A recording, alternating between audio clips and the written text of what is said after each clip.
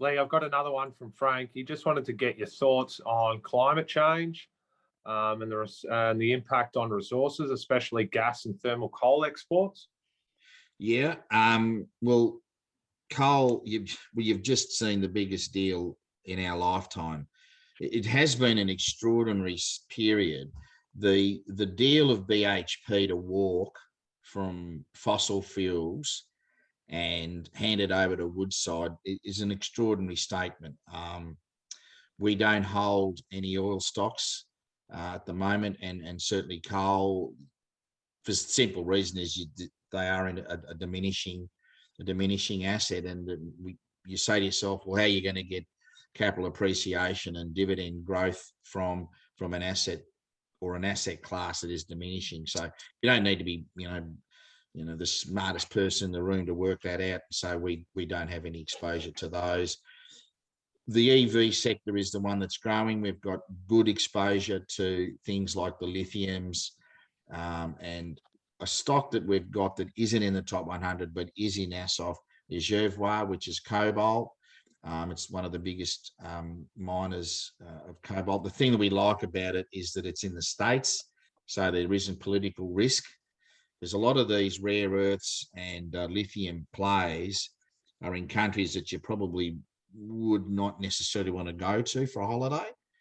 And so we have a rule here that if you don't want to go there for a holiday, then why would you want to invest in it? Because you're taking on just too much risk. And us old boys will remember what happened to Consolidated Rutile, and the rest is history. So yes, Frank, that's what we're doing with exposure to that. Very difficult to get exposure to renewables. There's a lot of ETFs that gives you the exposure, and then we probably encourage investors to take advantage of that. As an asset class here in Australia, it really doesn't exist. Well, there's odds and sods of it here and there, but nothing of investment grade that would be able to come into the top of a fund that we're running here. Does that sort of cover it, Frank? Lee, I'd like to ask one. Have you got any more interesting funds up your sleeve that you're going to create? No, three's enough. Okay. Never spread yourself too wide. Where there's enough to be done with those three. We're actually pretty tickled pink with how both the flagships have performed. This starting of this calendar financial year has been terrific. We tend to not win on a performance basis in August. That's because there's just so much news coming into the markets. It's very, very difficult to sort of sift through all the noise. But for the first time in a long time, we've actually had really good outperformance wins in July and August, which has really sets up the year, which has been terrific. Like we in both funds, we're well over 1.5, well over 0.5 to 1% of growth, which is terrific, and that's for a yield fund is pretty good. And so, what's been the mechanism behind that? Probably just nimble stock selection. And I come back to what I said earlier, but both funds are transitioning from your traditionals, banks and resources across into that third quarter that I said, which is the travel stocks, the centres and all the rest of it. And for an example, so drilling it right down for everybody and for the planners that are here still listening, is that we were well and truly overweight the banks. We were 3.5%, 4% overweight the banks. Now, I think it was about 2.5, 3 years ago, or earlier, or even further back, the four big boys were well over 33, 34% of the top 100. And then the Malay hit, everything was terrible, and they fell down to about 21, 22% of the top 100. They are now back to well over 30%. And fortunately for us and our clients, we were able to be in an overweight position with those banks in that re-rating process. So our view going forward on the banks is, I think that they're probably out as good as it's going to get for them. That doesn't mean they're bad, but it's probably as good as it's going to get. And our job is to say to ourselves, what's next? What's the next best story in town? And so we've been reducing our weighting to the banks to slightly above market weight, and also with the resources to slightly above market weight, and also with the big retailers, Woolies and Wesfarmers. We've moved to market weight with those. Had a couple from Frank. He's asked, in terms of the corporate results, how much of this is due to JobKeeper funding? I couldn't tell you off the top of my head there, Frank. The smaller companies kept it, the bigger companies sent it back.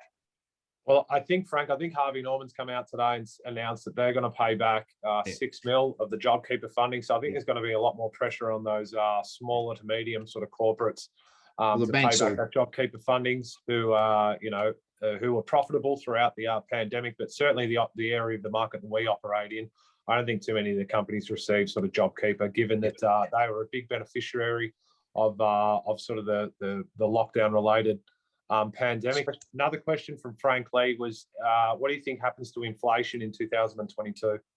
Well, we'd like to see it. So we're a bit of the oddball there. We'd actually would like to see, because we'd like to see some asset price tension outside of property. Will we get it in this interest rate environment? Highly unlikely. So I think you're going to be looking into 23, which is 2 football seasons away, and we're pretty good here at Army, but to predict that far out, just tossing a coin. But we don't see inflation being an issue coming into for the rest of this year and going into 2022. Yeah, and just another question from Chris Hayworth, Lee, just in regards to sort of the volumes and the premiums in the options market, what are you seeing from your perspective? Now you see, Chris is a very, very smart man. What has happened there? It has retreated, and the excess premium growth that was there has now retreated, and it's retreated because markets are seen as fully priced. Now, normally the derivatives market point the way, but in this instance, the value, or I'll keep it at that, the value of the call premium, which is basically telling you it's the good news, it's the euphoria, it's the upbeat side of it. It has basically resulted in, it's basically pulled back, and it's telling you that, gee, markets are fully priced. It's telling you that, gee, there may not be a lot more of euphoria across our markets. The difficulty in that environment is trying to predict and second guess markets. Now, if you do that, it's impossible. Markets will always win. But for some reason, the derivatives market has retracted, and the value of premium has retracted as well. On the upside. On the downside, it is greater, and you'd probably expect that, given where markets are at 7,000 plus for the All Ords.